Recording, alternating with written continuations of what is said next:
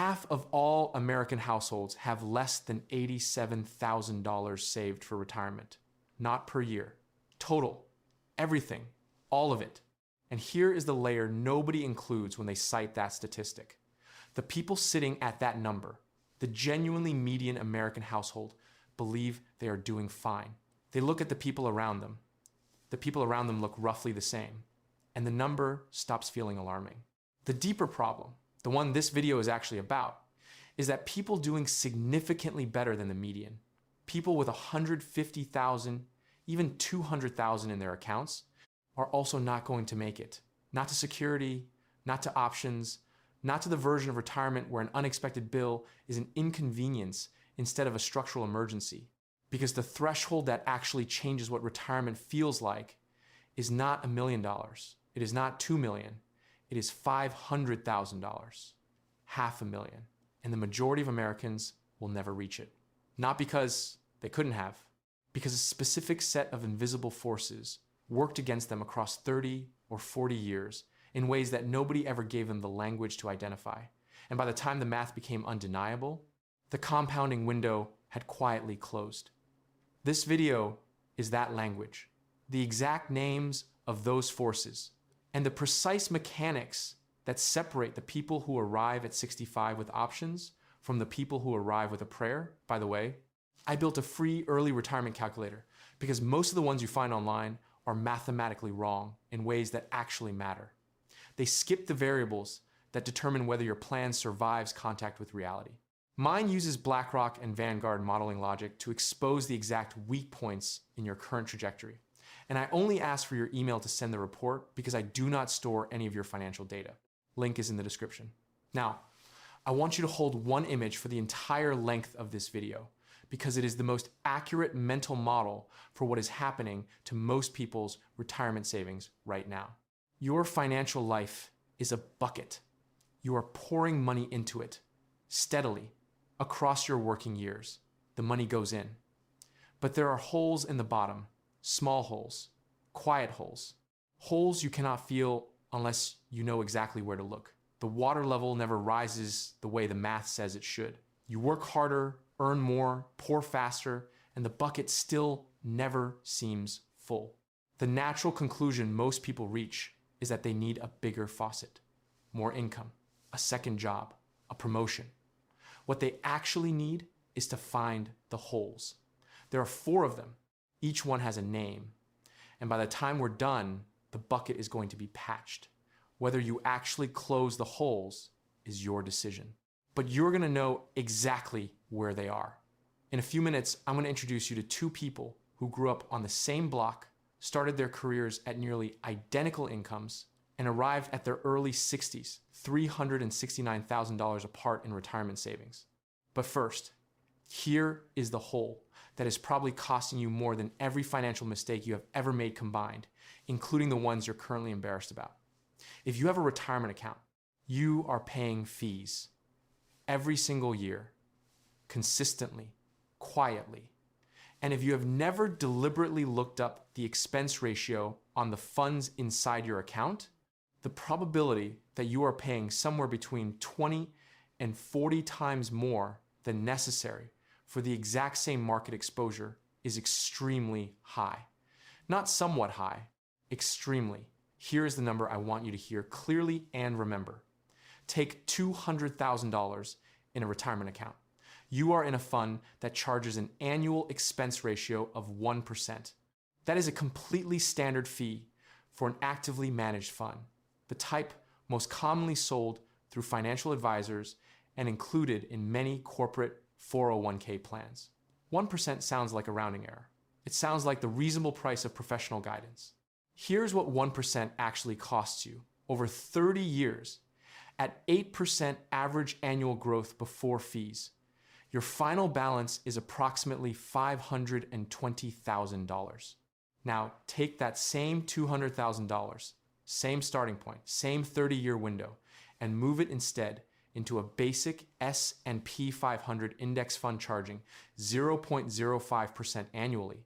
This fund exists inside almost every major retirement plan and brokerage account in the country. Same market exposure, same underlying stocks, same 8% before fees. Final balance, approximately $930,000. The fee difference costs you $410,000. That number does not appear on a statement. It is never listed as a deduction. It is never itemized anywhere. It is silently removed from the growth your money would have generated, and you see only the balance that remains, not the balance that should have been there. Not the balance that would have been there if the fee had been 0.05 instead of 1. This is hole number 1 in the bucket. It is open in tens of millions of retirement accounts right now, and it is the most elegant wealth extraction mechanism in modern finance.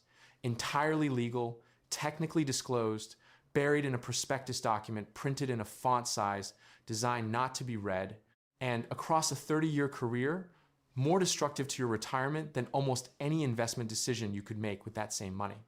The SPIVA report, published annually by S&P Global, tracks the performance of actively managed funds against their benchmark indices. Over any 15-year measurement window, approximately 92% of actively managed large-cap funds underperform the S&P 500 index they are competing against. 92%. You are paying 20 times the fee for a product that, statistically speaking, loses to the free alternative at 9-to-1 odds. The fee is not the price of performance. It is the subtraction from it. I have an acquaintance who works at a mid-sized financial advisory firm. He manages retirement accounts. I asked him at a neighborhood event whether his clients ever asked about their expense ratios. He laughed. He said they ask about returns constantly, never fees. I asked if he proactively showed them the fee drag comparison, the side-by-side of what their balance would have been in an equivalent index fund. He looked at me the way a surgeon might look at someone who suggests the hospital should post its pricing on the wall. His clients are funding his mortgage 1% at a time, year after year, while calling it a retirement strategy. I find the whole arrangement more sad than funny, but only slightly more. That is hole number 1, and it is sitting open right now if you have not closed it. Now this is where it gets really interesting, because in a few seconds I am going to show you the one mistake that costs more than fees, more than bad stock picks, more than almost any other single financial decision, and it is a mistake you cannot even see unless someone walks you through the specific arithmetic. But first, let me show you something. Almost everyone who discovers their retirement savings are insufficient arrives at the same conclusion. I need to invest more money. And that is not wrong, but it is dangerously incomplete, because the variable that matters more than how much you invest is when you start. And the arithmetic difference between those two things is so much larger than people intuit that it needs to be made concrete to actually register. There was a farmer in rural Indiana named Raymond. Sometime in the early 90s, his grandfather died and left him 12 acres of land that the family considered roughly unremarkable. Flat ground, mediocre soil, a stand of timber across the back. What nobody in the family had fully reckoned with was the specific variety of that timber. Raymond's grandfather had planted black walnut seedlings across the property back in the mid-60s. Black walnut is an unusual crop.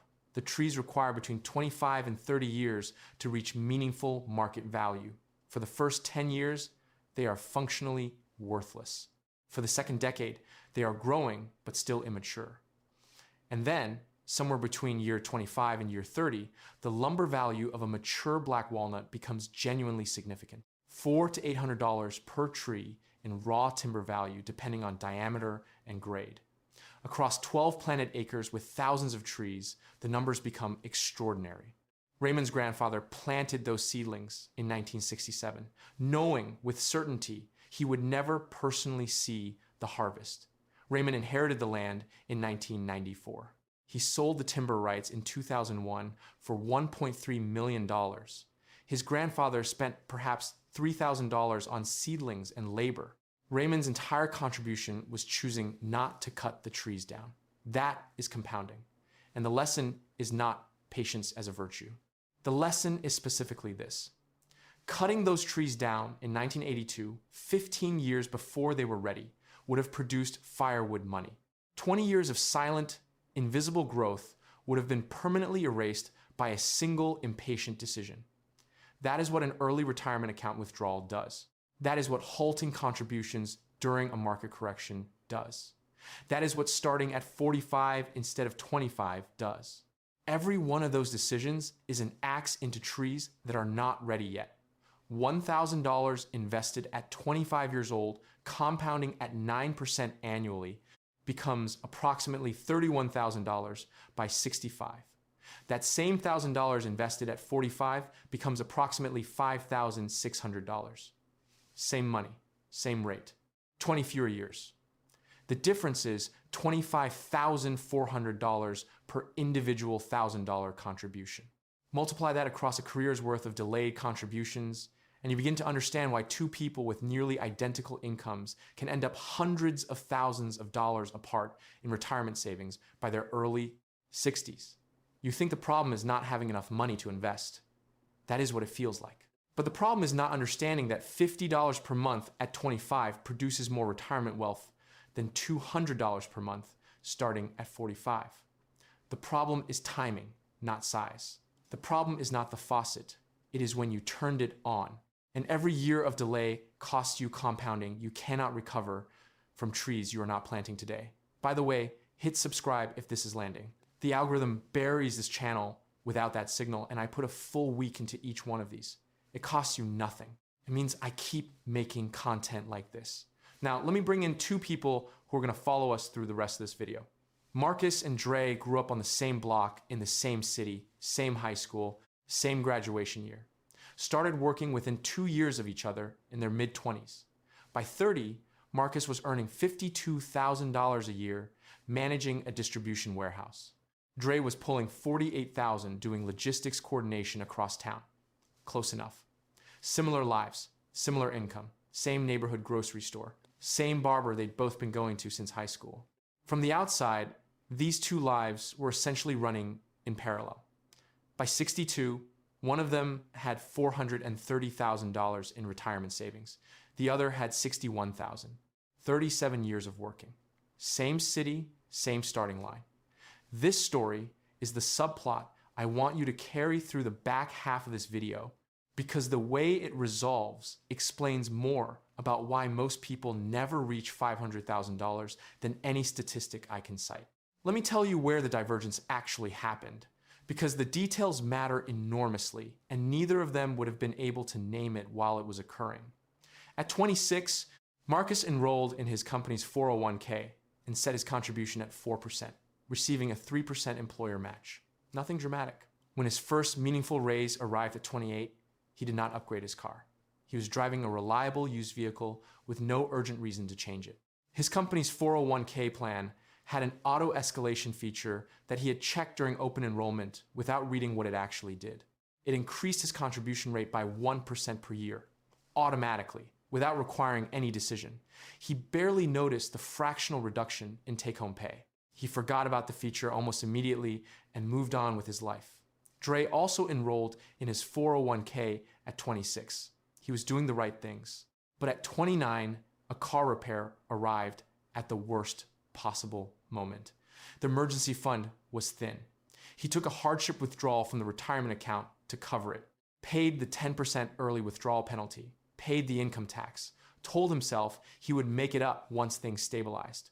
Stabilizing took nearly 2 years before he fully resumed contributions. Then, at 34, he received a real raise and moved to a safer neighborhood. That was not an irrational decision. The new apartment cost $400 more per month. The raise disappeared into the rent. The retirement contribution rate never escalated the way it had for Marcus, because there was no system running in the background to capture the upside before the lifestyle could absorb it. The hole was open. The water kept leaking. Across 37 years, the math did exactly what the math does. By 62, Marcus, $430,000. Dre, $61,000. Dre did not make reckless decisions. Every single choice he made was ordinary. The withdrawal he meant to replace. The apartment that was genuinely safer. The raise that filled a gap instead of building one. All of it was completely normal. That is precisely what makes hole number 3 so destructive. The lifestyle tax does not announce itself. It operates inside decisions that are individually justifiable because they are individually justifiable. It is the aggregate across decades that produces the damage. Every income increase that gets converted into a new spending floor before it can reach a market that will compound it is another slow drain at the bottom of the bucket. And it happens while both people are busy living their actual lives, not noticing any divergence, still going to the same barber. Stay with me, because this next part changes how you think about the finish line. There is a belief embedded in the retirement planning of tens of millions of Americans that Social Security will catch whatever falls through the cracks, that the monthly government check will bridge the distance between what they manage to save and what they actually need. And because this belief is comfortable, and because nobody is going to challenge it at a dinner party, it quietly functions as a reason to save less aggressively than the math requires. The average Social Security benefit as of 2025 sits at approximately $1,976 a month for a single recipient. That is roughly $23,700 per year. For a retired couple with both partners drawing full benefits, you might reach somewhere between $45,000 and $48,000 combined annually in a favorable scenario. That sounds real, and it is real. But here is what it actually is: a floor. A federally designed minimum intended to keep recipients out of poverty, not to fund the life they spent 40 years building. It is the bare concrete floor in an unfurnished room. I was at a neighborhood gathering a while back, and a man told me with quiet confidence that he was going to be perfectly fine in retirement. Between Social Security and his savings, he had it covered. I asked what his current retirement balance was. He said around $90,000. I asked him what 4% of 90,000 produces per year.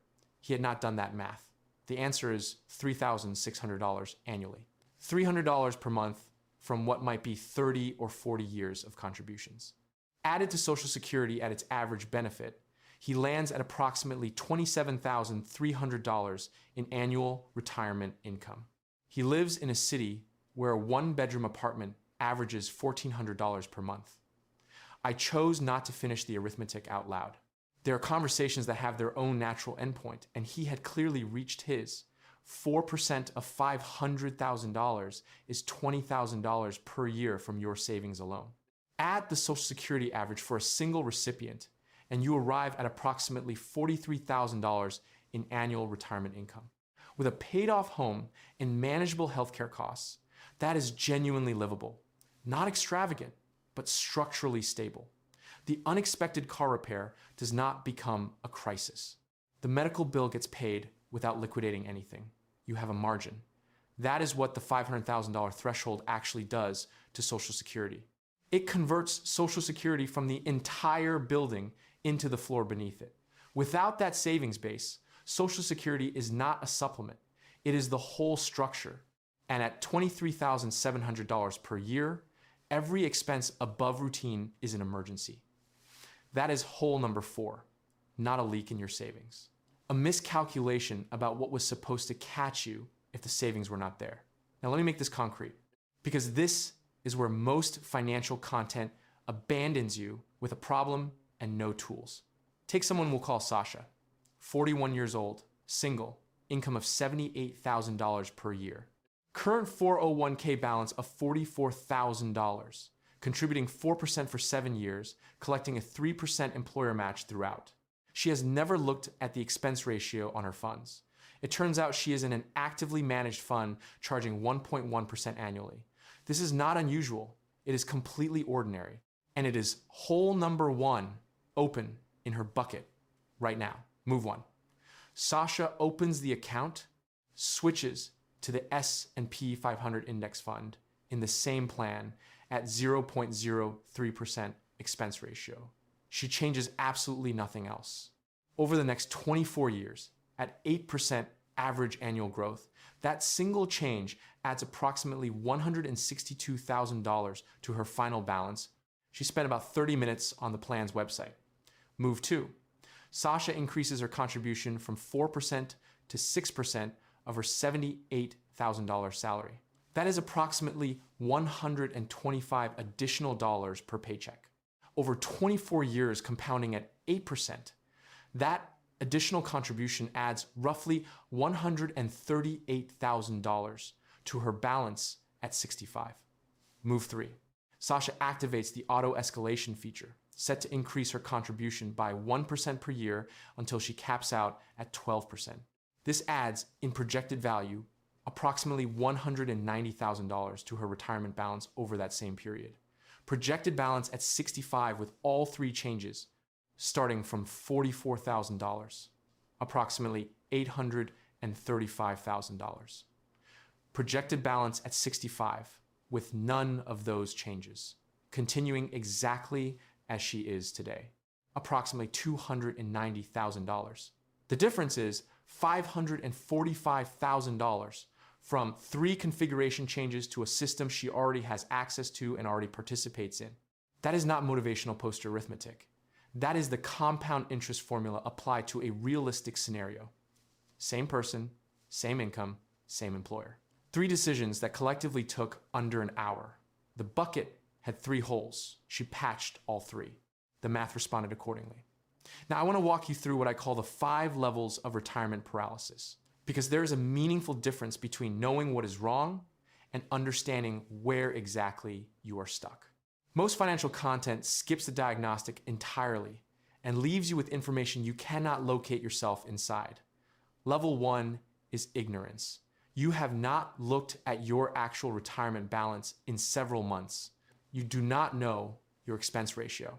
You cannot tell me what 4% of your current balance produces annually.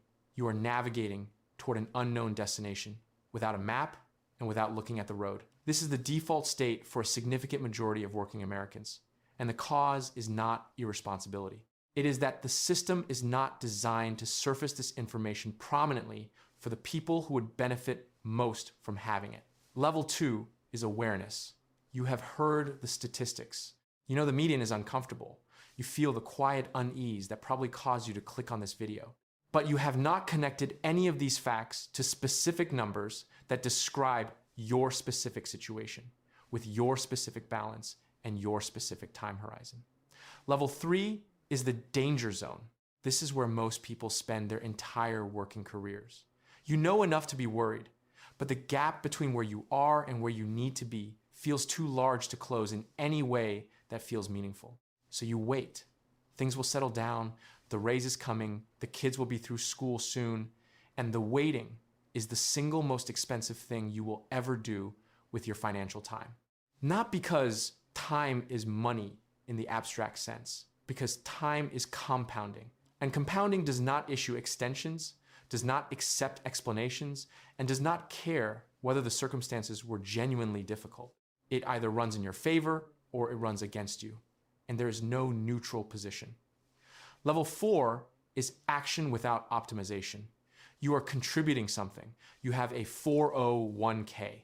You are not completely ignoring this, but the expense ratio is unchecked. The auto escalation is inactive. The contribution rate has not changed in years. You are rowing hard and there is still a hole in the bucket. Progress feels like it's happening. The compounding math suggests otherwise. Level 5 is structural automation. Your contribution rate increases by 1% every year without requiring a decision from you. Your funds are in low-cost index options that do not demand monitoring. Your rebalancing happens on a schedule that does not depend on your willpower on any particular evening. The system runs. The correct things happen automatically. Marcus landed here accidentally by checking a box during open enrollment without reading the description. You can arrive here on purpose. That is the only difference between Marcus's story and Dre's story that actually matters. Here are 3 specific, non-generic takeaways. Specific because vague advice is dressed up noise. First, this week, open your retirement account and find the expense ratio on every fund you currently hold. Search the fund name, followed by the words expense ratio, and the number appears in the first result. If anything charges more than 0.2% annually, there is almost certainly a comparable index fund inside the same plan at a fraction of the cost. Switch it. This is a menu selection, not an investment decision that requires expertise or research. Depending on your balance and remaining time horizon, This single change can be worth more to your final retirement balance than 10 additional years of contributions. Hole number 1, patch it. Second, log into your 401k portal today and activate automatic contribution escalation set to 1% per year. If your plan does not offer this feature, set a recurring calendar reminder for the 1st of January every year to manually raise your contribution rate by 1%. A 1% reduction in take-home pay is invisible to your lifestyle within about 3 weeks of the change. Your balance feels it across the next 20 years in ways that will genuinely surprise you when you eventually look at the projected numbers. That is the redirect mechanism that closes hole number 3 before the lifestyle tax opens it. It is also what Marcus had by accident and Dre never had at all. Third, right now, multiply your current retirement savings balance by 0.04. That number is what your savings produce in annual retirement income under the standard 4% withdrawal guideline. Add your estimated annual Social Security benefit to that number. The sum is your current retirement income picture if you stopped working today. If that number is uncomfortable to look at, the discomfort is the most useful financial data point you have received in years. Every decision you make from here either grows that number or leaves it exactly where it is. You now know specifically what moves it. That is more than most people ever figure out. Marcus and Dre. Same block, same starting line, same barber for 37 years. By 62, $430,000 versus $61,000. The divergence was never visible while it was happening. It accumulated inside accounts they rarely opened, driven by systems one of them had and one of them didn't, compounded across time. They were both busy spending on ordinary life. Dre did not lose. He drifted. And drifting, across 37 years of compounding arithmetic, produces a result that feels sudden and enormous when it finally becomes visible. The bucket had holes. Nobody named them. The water level answered. Lazy investing built more fortune than crypto memes. And the people who spent their careers chasing something more exciting will be explaining to their kids why Social Security is the whole plan.